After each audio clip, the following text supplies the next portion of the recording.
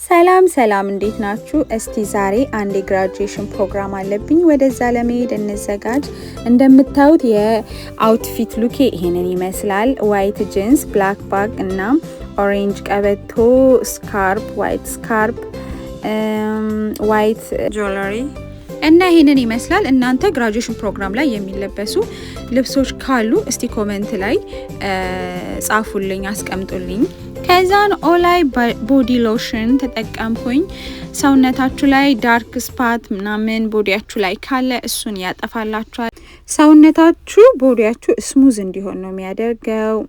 ሰውነታችሁ እንዲለሰልስ ምናምን ነው የሚያደርገው። ከዛን ሽቶዬ እዚህ ጋር ተቀባሁኝ። በእንደዚህ መልኩ ከጨረስኩ በኋላ ከላይ ያለውን ቶፑን ቀየርኩት። እንግዲህ ቀይሪ ተብዬ የባለቤቴ ምክር ነው። ከላይ ያለውን ቀይሬ ሙሉ ቲሸርት ነው ሸሚዝ እንደዚህ ያደረኩ እና ደግሞ ምግቡ እንዴት እንደሚጣፍጥ ልነግራችሁ አልችልም። እጅ ነው የሚያስቆረጥመው።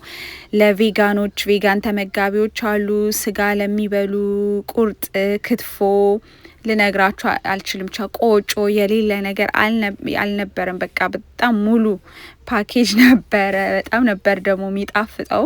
ግራጁዌሽን ብቻ አልነበረም፣ የጋብቻ በዓላቸውንም እያከበሩ ነበር። ብቻ በጣም ደስ ይላል። እኔ ግን መጨረሻ ላይ ያነሱኝን ፎቶ እዩት እንዴት እንደሚያምር። ከባለቤቴ ጋር ቆንጆ ፎቶ አነሱኝ። ፎቶውን በጣም ቃል የለኝም፣ በጣም ነው የሚያምረው።